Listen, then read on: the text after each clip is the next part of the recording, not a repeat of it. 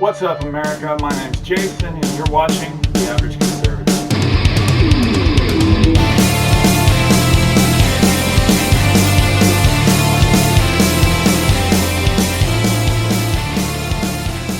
Alright, so today I'm going to be touching on a little bit more sensitive of a topic. But before I decided to start this channel, I had to sit down and think and decide for myself how willing I am to go into this knowing what today's cancel culture is like.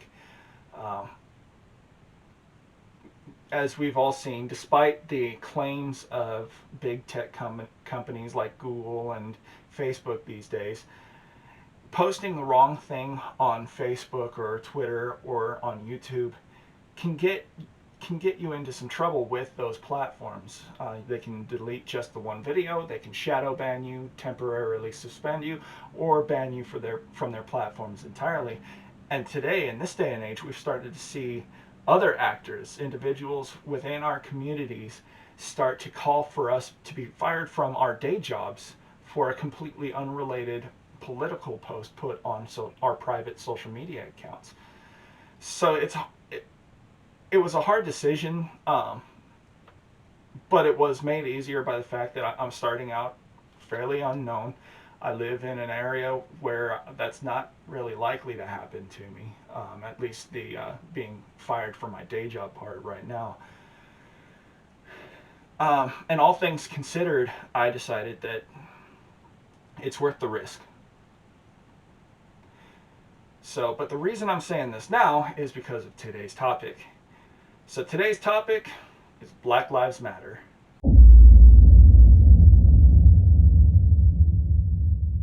So Black Lives Matter, let's start with who are they and what do they believe? And for the simplest, easiest way to get right down to the meat of it, we're going to go to their website. What we believe.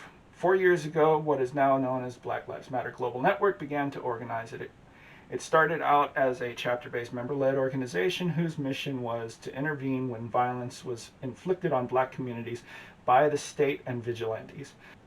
I have yet to hear about a vigilante attack any member of the black community. There have been a couple of mass shootings. The one in Charlottesville, that was horrible. But those are extreme isolated incidents, and obviously what they mean by the state is police. In the years since, we've committed to struggling together and to imagining and creating a world free of anti-blackness, where every black person has the social, economic, and political power to thrive. Oh, you mean America?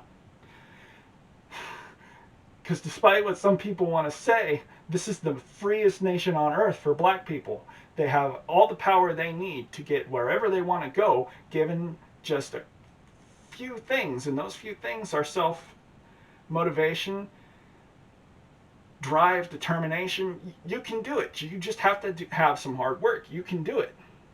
Black Lives Matter began as a call to action in response to state-sanctioned violence and anti-black racism. There is no state-sanctioned acts of violence. In every state, any act of violence not for the purpose of self-defense or the defense of others is illegal. Period. Our intention from the very beginning was to connect black people from all over the world who have a shared desire for justice to act together in their communities. The impetus for that commitment was and still is the rampant and deliberate violence inflicted on us by the state. Again, where? Enraged by the death of Trayvon Martin, a arrest-resisting thug, and the subsequent acquittal of his killer, George Zimmerman, a police officer who had every right to defend his own life, and inspired by the 31-day takeover of the Florida state capital by Power U and the Dream Defenders, we took to the streets. A year later, we set out together on the Black Lives Matter Freedom Ride to Ferguson in search of justice for Mike Brown, another cop-beating thug, and all of those who have been torn apart by state-sanctioned violence, again, not a thing, and anti-black racism. In America, there is less racism than anywhere else in the world.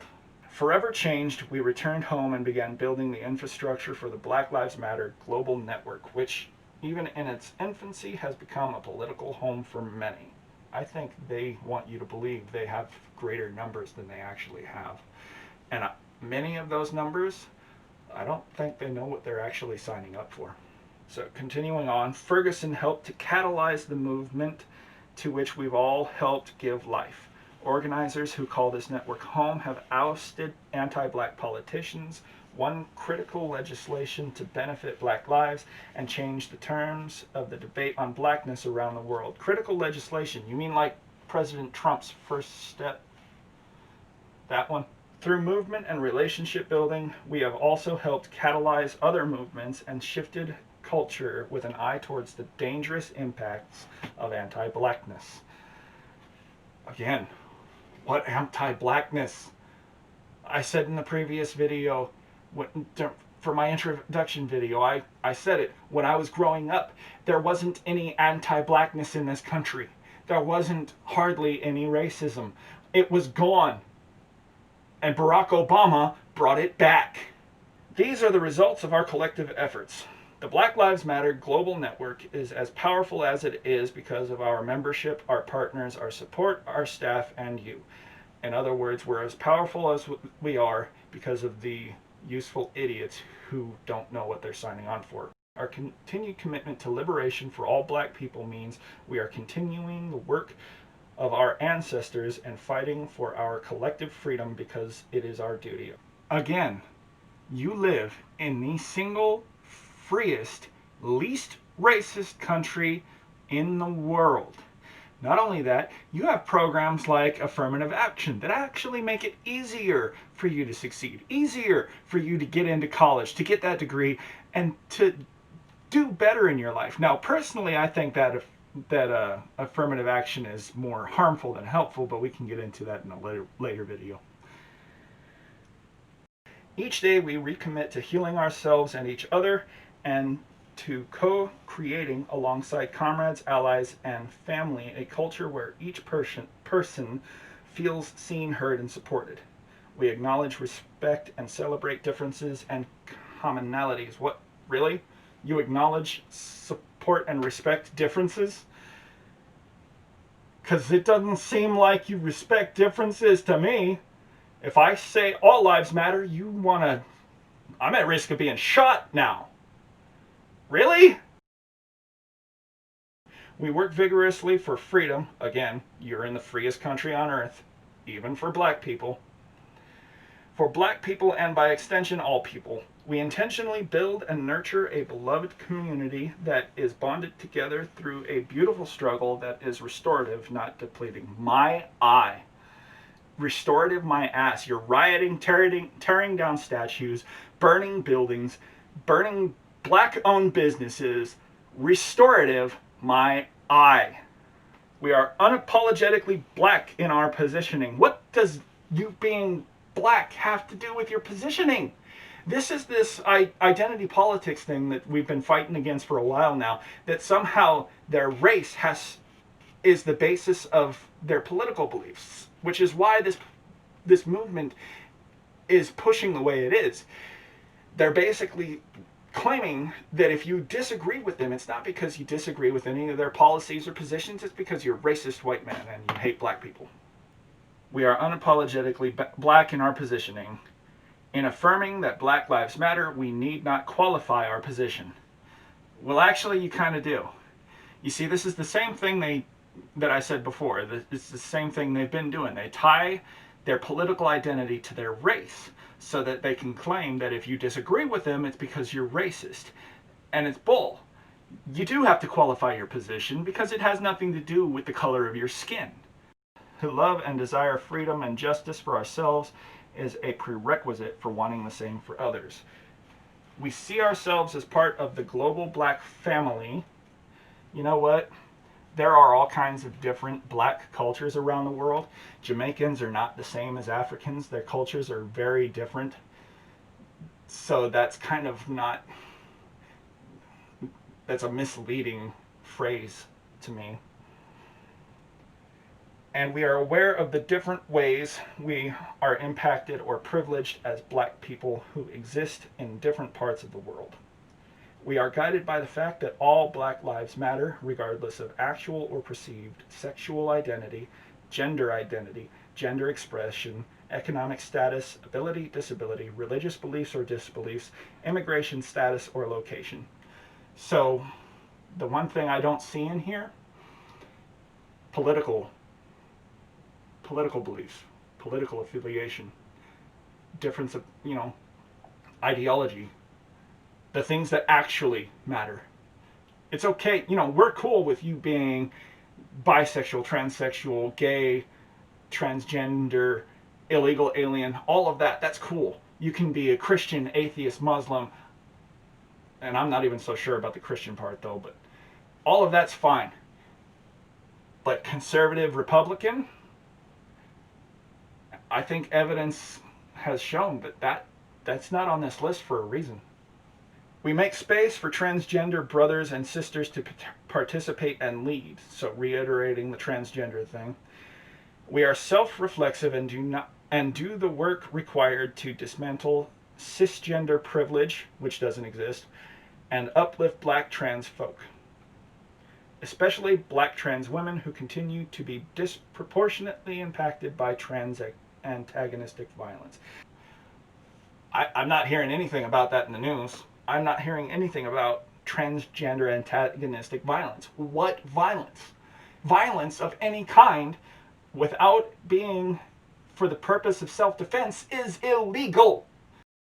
We build a safe space that affirms Black women and is free from sexism, misogyny, and environments in which men are centered. We practice empathy. We engage comrades with the intent to learn about and connect with their contexts. We make our spaces family friendly and enable parents to fully participate with their children. So we make it easier for you to indoctrinate your kids in our crap. We dismantle the patriarchal practice that requires mothers to work double shifts so they can mother in private even as they participate in public justice work. That's what? We disrupt the Western prescribed nuclear family structure requirement by supporting each other as extended families and villages that collectively care for one another, especially our children, to the degree that mothers, parents, and children are comfortable. They don't need to be comfortable. They need a father. Studies have shown, a number of studies have shown, that one of the biggest, if not the biggest issue facing the Black community today is single parent families, single mothers. Kids need their fathers.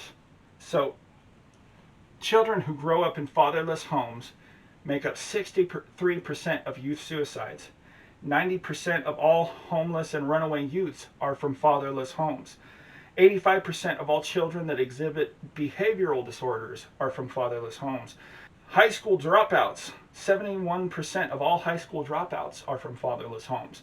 70% of juveniles in state-operated institutions are from fatherless homes. 75% of adolescent patients in substance abuse centers are from fatherless homes. 75% of rapists motivated by displaced anger from fatherless homes. And the numbers go on. But you're talking about that's what you want. You say right here, we disrupt the Western prescribed nuclear family structure requirement by supporting each other as extended families and villages. You're saying that you support taking fathers out of homes and putting more kids into this situation, this harmful, detrimental situation. It's proven. What are you doing? And the answer is actually pretty simple. There's a little bit more in here, but it's just repeating. The answer is pretty simple. I'm going to play a video for you, and you'll see what this is all leading to. How do you respond to that particular critique? Again, a loving critique from an elder of the struggle, that some others share, that I've even shared as well, to be frank, is a concern about, in part because of the co-optation and the appropriation, that a more clear ideological structuring might be of some value here. But how do you respond to those kinds of, again, loving criticisms? I think that the criticism is helpful. I also think that it might, I think of a lot of things. The first thing I think is that we actually do have an ideological frame. Myself and Alicia in particular are trained organizers. We are trained Marxists. We are super versed on sort of ideological theories. Marxism. The whole point of this is a Marxist revolution. This is the Marxist revolution in our country. They're hiding it behind a anti-black racism movement so that they can bludgeon you with that black card, that race card, so that they can, if you call out any of their positions, if you disagree with their policies or their propositions, they can call you out as racist. You're racist. If you disagree with us, you're racist.